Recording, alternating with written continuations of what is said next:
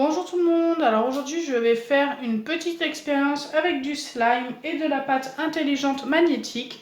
Donc je vais tout simplement essayer de mélanger un slime avec une pâte intelligente et voir ce que ça donne.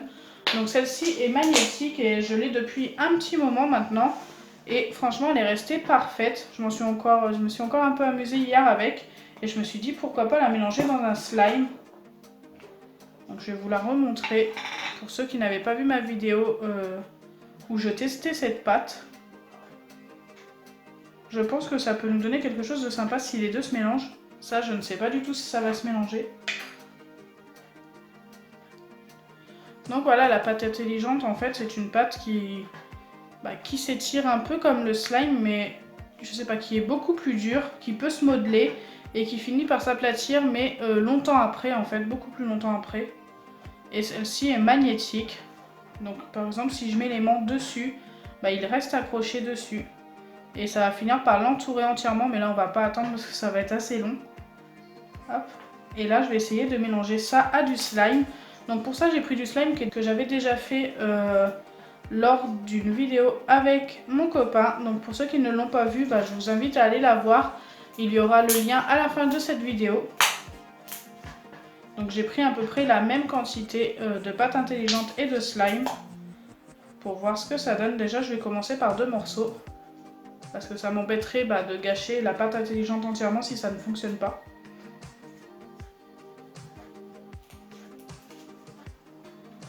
Allez, c'est parti. On va essayer de mélanger les deux. Donc déjà là, ça n'a pas l'air de se mélanger.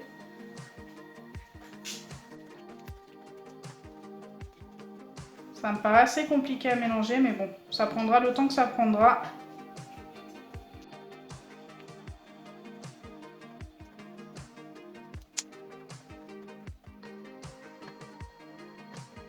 Donc là, en fait, j'ai obtenu une pâte beaucoup plus dure et qui ne s'étire plus du tout. Comme vous pouvez le voir, elle s'étire encore un tout petit peu. Et elle est très cassante. Donc là, je suis assez déçue du résultat. Par contre, l'aimant reste bien accroché dedans. Donc ça, c'est plutôt pas mal. Donc là, en fait, je vais essayer de remettre juste du slime et pas de la pâte intelligente. Parce que je pense que si j'en remets avec du slime avec de la pâte intelligente, ça le fera pas. J'espère que je fais pas d'erreur. Peut-être que c'était le contraire qu'il fallait faire. Mais bon, c'est pas très grave, au pire. On aura testé et puis si ça ne fonctionne pas, ça sera pas à reproduire.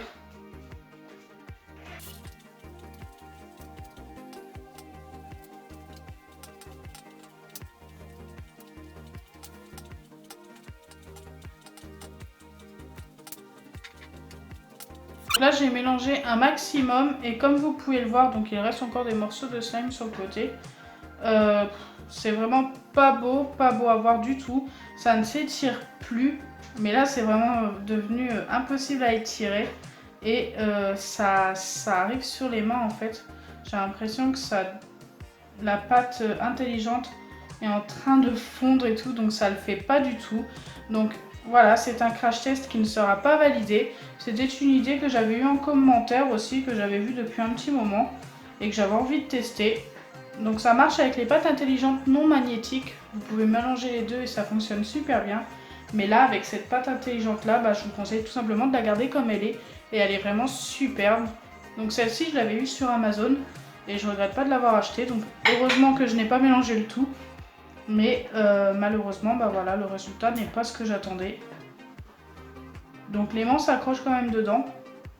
Il tient bien. Mais autrement, la pâte n'est vraiment pas super. Regardez, elle est toute cassante.